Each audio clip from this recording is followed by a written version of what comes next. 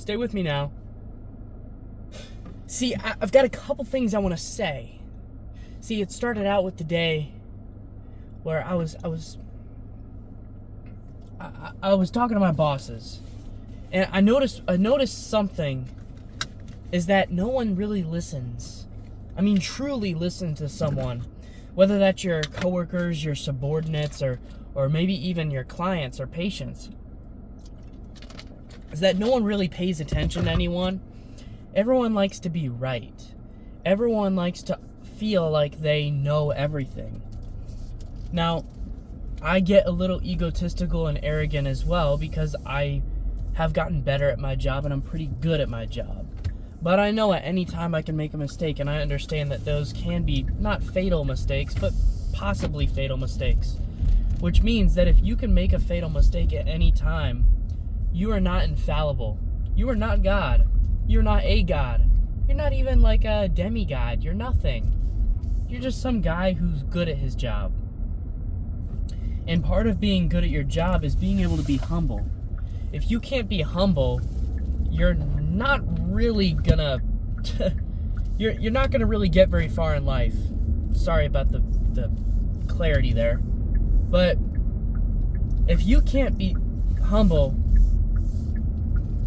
as a person, no matter how good you are at your job, it don't mean anything. It doesn't. No one's gonna care because they hate you. So don't be hated. But I want you to make sure that you don't lose your ears. Before I told you to open your eyes, now I'm telling you to open your ears. You know, we talked about the gym yesterday, and the day before that we talked about diet. But today, we're talking about mentality. I need you to be on top of your game. I need you to be on top of everything. You need to be on top of it. And you need to start thinking and start realizing, how am I talking to people? I mean, I don't want you to be customer service. I don't want you to be fake with people. I also don't want you to be rude and annoying and obnoxious, because that's bad too. I want you to find a happy medium where yourself is customer service and not the other way around. You see, there's two very split distinctions. You have super critical, intelligent, and knows their job well person, and you have customer service on one side. A lot of managers split these into two, and they only have two personalities. That is, you're wrong, who did it wrong, you're wrong, you did this wrong, you should have done that better. And then they have a customer service side that says, well, actually, ma'am, you cannot do that, because we have this in policy, and you have to do this, and I have to go through this, and blah, blah, blah, blah, blah, blah, blah. Garbage. So you have two sides to you, and neither one is good. Neither one is effective. Neither one is respectable. So when you first get hired, you're humble, which means that you don't mansplain to everybody. You don't garbage talk people with your customer service. Well, actually, ma'am, you actually have to call this department and call that one. Realize that this person does not work here. And you are not cool for knowing everything. No one cares. Because guess what? The patient does not want to know all that. The customer does not want to know all that garbage that goes on in your career. Actually, they're just going to laugh at you because they think it's so stupid that the process is so convoluted to do so. Everyone should be able to do everything, and, you know, everyone has specializations, but everyone should be cross-trained to the point where I can go up to a random person in the hospital and get something done, or be referred to one department. But I work in a hospital, and I know how it works, and I have people that say that they've been transferred to 8 different departments. That's sad. That's pathetic. First of all, that each person has no idea how to answer anyone's questions, and then they have to have someone answer their questions to answer their questions, because this person has been here for 5 years, so they know a little bit more than this other person, so they know the certain phone number to call another person. It's just convoluted. And it's because when everyone gets confined to their job, they're really good at this job, but they have no concept of anything around them. They're not perspicacious at all. You have no concept of any of your people that you work with. You have no concept of what is required for their part of the job. Now, I work in registration. I work in the ER. I've done night shift. I've done day shift now. I do outpatient registration. I do everything for surgeries. I do everything for x-ray, CT, nuke med.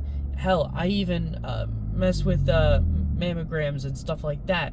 Then I also do walk-in labs as well. So each one of those departments I have a different relationship with. Maybe I know somebody in that department. Maybe I just call them and I know them by name. Maybe I Teams chat them and all that. But some of these people I actually know and I speak to. And I actually know them. But also I get in their headspace and I realize, well, what are they doing?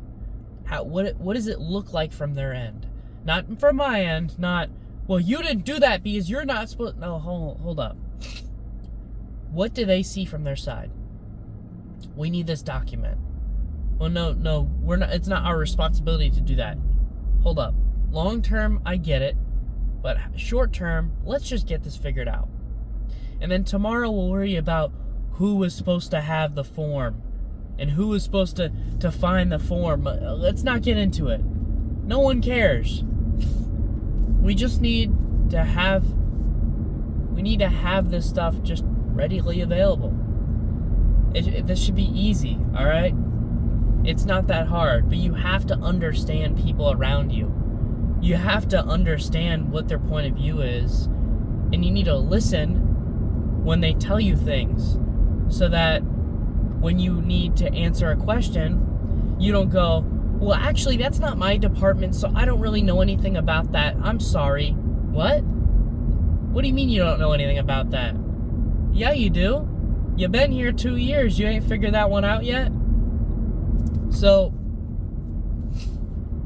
this is part of why I think that I'm in the right career choice, because I see so many problems to be solved around me, and I don't have the authority to fix them yet. So I'm going to keep working until I do. So it doesn't really matter where I work in life, and part of that we'll get into in a second is that I don't really have a passion. I'm not excited about anything. I never wanted to be a veterinarian or a pharmacist or a doctor or an electrician or a plumber or anything. I felt nothing. I don't even really care about money. I like money because I'm able to do things with it. You know, it's basically just saying what value to provide to the world. And my value that I try to bring to the table is problem solving. And when I say problem solving, you know, I don't think people understand it enough, so let me wrap it up for you. It's common sense to the highest degree. Now, you'd be surprised, you'd be like, well, how do you make that a career? Be a CEO, CFO. Be aware of your surroundings. Be conscious of the people around you. I think I'm on track. I'm on track to be a CEO as long as I don't let this go. As long as I don't let this trait of myself go. As long as I keep my ears open and my eyes wide, I'm going to be able to excel in every management position I have. Because I'm not going to approach it from management from what I've experienced. You know, I understand that there are certain rules that need to be followed, but the amount of things that don't get fixed, the amount of problems that accrue that don't get resolved, the amount of things that are just pushed off because, well, I'm busy. No, you don't have a choice. I don't understand. My job is to do this, right? The person above me should help me accomplish said job, no matter what. No matter what meetings are going on, no matter what's happening, nothing matters. I'm not saying that I'm more important. I'm saying that my direct job is more important than whatever clerical work is behind the scenes. You want to make a PowerPoint on hand washing in the hospital? Very valuable. Send me an email. hey, make sure to wash your hands. Brother, what? We work in a hospital. I've worked in 3 restaurants before this. I think I figured that one out. Why are we getting an email about this? Much less, why are we getting a PowerPoint? No one's going to read it. The people that are not washing their hands, they're too busy going to the bathroom on their phone. They're not at their computer reading their email. Anyways, what am I getting at here? I think one thing is that I don't really have a passion for anything. I'm not really excited about anything except fixing problems, learning things. And I like being overwhelmed. It's probably because I got ADHD or something, I don't know. But today at the gym, I realized that this is exactly my career. I need to be overwhelmed at all times because I get bored. I can be on 200 milligrams of caffeine and yawn at the gym. Even now, I am so bored all the time. It's not that I'm bored, I'm present in the moment. I just don't feel anything. That could be an emotional thing, that could be some psychology thing, like maybe I'm not fulfilled in life or something. Like, it's probably not just caffeine. All I know is that feeling when you drink an energy drink and you go, ha ha ha, I need that in my life. Like, it's a drug, I guess. I'm probably addicted at this point. But I've had iced coffee, I've had no caffeine, I've had just a caffeine pill. I've had caffeine pill with taurine and L-carnitine. I've had energy drinks. And I need them. When I wake up in the morning, it's not that I need to wake up my face. I'm fine. I need to wake up my eyes too. Because I will look at people and go like this. Yeah, let me get your foot ID and insurance card, please. I'm relaxed. I'm calm. I'm collected. I'm just emotionless. That might be my default. I used to be an angry person, and I've gotten better over the last month from working day shift. I used to be very angry. I used to be very negative. And now I'm not so much anymore. But I'm neutral to the point where I'm so hollow on the inside. And I just don't know how to fill that void. I'm going to the gym, I'm doing diet, I'm going out on the weekends, I'm trying to spend more time with friends and stuff like that. I mean, I'm really trying to put in the work, but just nothing fulfills me. Nothing matters. So I'm going to try these energy drinks, but I hate having to spend $1.50 times 2 a day. That's $3 a day in just energy to wake my butt up. So I'm really pissed about that because I don't want to do that.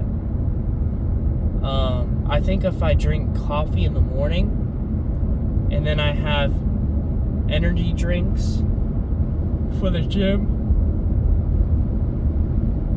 that will be satisfactory, but man, am I spending money on it. I also got some bars and donuts and stuff because I need carbs. I need some garbage carbs. I don't care where I get it. I just need some food. I've been eating food for sure. I've been eating pretty good, but I need to eat more because I'm not really gaining any weight at the gym. And I'm kind of sick right now, so I'm trying to get some. I got a crazy amount of Robitussin and stuff today, so that's pretty solid. Banger. Apparently I had to be 18 to buy some, so the guy up front, he was like, oh man, I hope you have your ID, bro. I really hope you have your ID. He was like, man. I said, listen, man. What you trying to say? Why do I need to be 18 for this? Were you trying to give me an idea or something? He said, I don't know. I said, I'm 21. I'm 21. Here's a 20. And he walked off. I'm just kidding. That didn't happen. No, I just told him, I was like, hey, man, don't give me any ideas. I got friends in high school. I'm going to give them some of this stuff. We're going to get lit. Don't do that. But the thing is, I don't understand why they have regulations on that stuff. Because anybody could take a crap ton of ibuprofen and get absolutely faded. and might even die. You could probably die, for sure. You could buy rubbing alcohol and drink it. It's 70% alcohol, right? Most alcoholic drinks are 11%. Rubbing alcohol is not for ingestion. It is not made for that. It's going to taste like garbage. But if you mix that up with some Kool-Aid, you could do it, and you don't have to be 21 for it. I don't know how it would affect you. You might just die, but it would definitely affect you. Oh yeah. There's many ways to hurt yourself without being 18. Or, try to aid yourself where oh my gosh, I'm in so much pain. Let me take 7 ibuprofens. And then you just start convulsing. Yeah, don't do that. Don't overdose on medication. Don't ever do that. Play it safe. Be careful. Stay safe out there.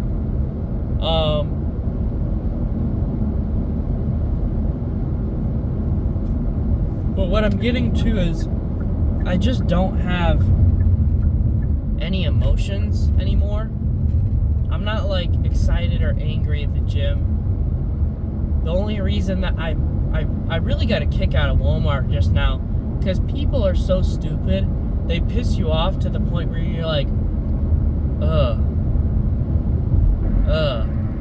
So like my hollowness left me and was replaced by disgust, which is a great feeling, because at least it's something in there. Now I'm gonna go home, and I get to relax at home now and be like, oh my God, thank God I'm away from those idiots. So honestly, Walmart was like a therapeutic session for me today. Call me crazy. And I'm introvert as hell. I do not like people. But apparently that worked, alright?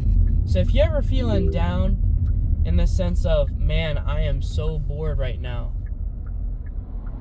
I definitely suggest going to Walmart and walking around with your earbuds in and chill.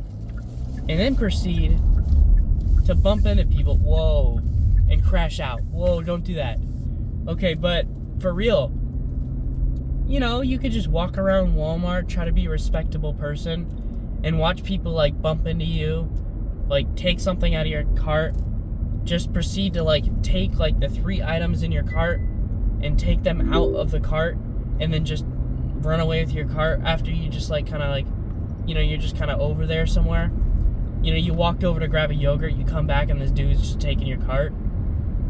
So stuff like that will get you heated and will bring you back into a state of emotion. So if you're ever feeling emotionless, there's your ticket.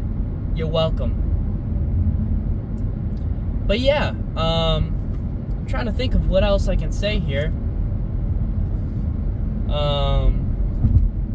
Just keep listening to people. Keep listening to your coworkers. Don't let your managers influence you to the point where you're just a robot. No one's a robot. And quite honestly, robots are stupid. Nothing gets done. You know how robots are. Nothing gets innovated. Everything stays the same. And quite honestly, look at all the procedures. I don't care where you work, it's running efficiently. Inefficiently. You can make it better. You can make anything better. But it requires a manager, and a manager with some will to bring it into fruition. I plan to be that person, and I will not stop until I've corrected everything. Maybe I'll move into politics as soon as I retire. I don't know. I'm not trying to Omni-Man or Homelander it. No, nothing like that. But it's simply, how many times have you talked to somebody and you'll get, well, that sounds great. Let's discuss that in another meeting. Yeah, in that meeting, we'll discuss it in another meeting. In another meeting, in another meeting. Until you realize, wait a minute, nothing's actually being done here. We're just kind of talking. When are we just going to do it? See, my Pastor Huilaki, Requiescat in Pace, he was my pastor when I first moved here. He's gone now. But he did everything for me. And that man still inspires me to this day. That man was my pastor. He was a businessman his first start of his life. And he always was there for the church. To the point where he would just get things done. And not everyone like that. A lot of these old people, they get stubborn. They get, they get stuck in their ways. So while we're saying, let's have another meeting, he says, hey, we should do this, and then just gets it done. He doesn't really ask for approval. Not necessarily the best way to go about things, but he got it done. Because if you ask for approval, people do one of two things. Let's discuss it in another meeting, or I don't really know about that. Or the third option that he did was just do it. And most people will be like, oh, cool, great. So then you're good. Let me take a pause. Hey there. So, what I was saying is that Hugh never gave up. He never just said, whatever. He never said, let's have another meeting. He just got it done. And a lot of times I want to be like that. But I need the authority to do it. I need the authority to make changes in this world. I want to change the world. I want to change this country. I want to change, the whole healthcare system. I want to change the hospital I work at. I want to change the entire corporate of the hospital. And not just, because I feel like it, not just because I think that it needs correcting. I know it needs correcting. I know that this world needs to be fixed. Because everyone always has problems. There's no such thing as a utopia. Nothing will ever be perfect. But I can definitely leave an impression. And that's the goal. I understand that my impression may not be the biggest splash in the world, but it will be pretty big. I guarantee it.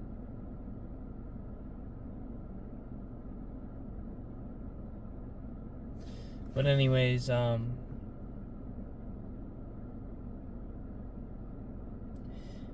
Hugh, I miss you. You taught me so much. He taught me the entire heritage of Christianity and how we got down to Presbyterian and how there's similarities and differences between, Catholics, Presbyterians, Baptists, Methodists, and things like that.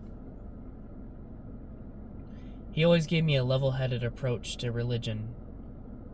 That level-headedness really made me understand that not everything's 100%.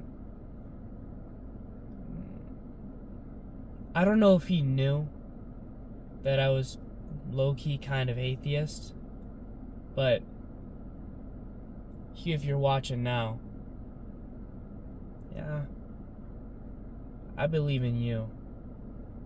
I don't know if I believe in God yet, but I'm working on that. But I believe in him. I believe in Hugh.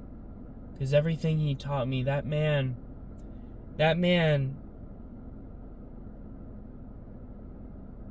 he was always there for me. And he always made sure to make me proud of who I was and what I accomplished. And he always gave me something to do.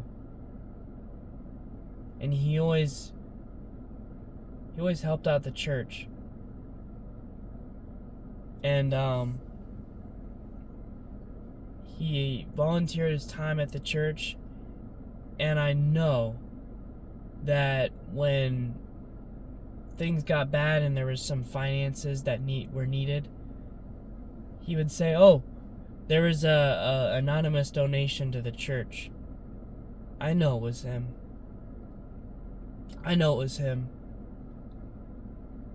But that man had so much pride, or so much, is it vanity?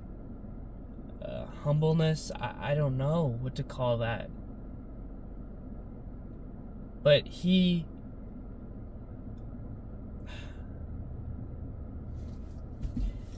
never took credit for that. He never said, "Oh, I donated to the church 1,000." That man got paid by the church, I understand that. But I'm pretty sure he gave it up all back to the church, too.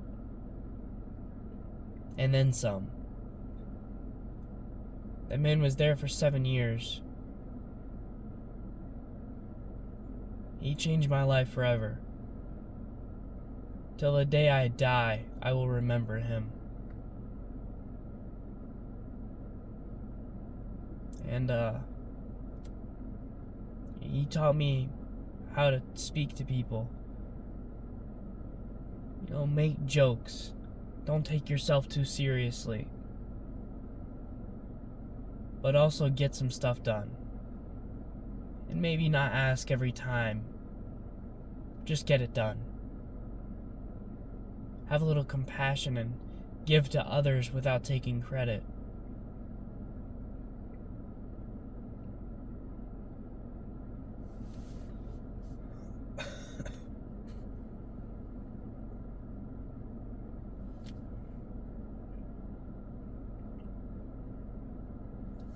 Have a good one.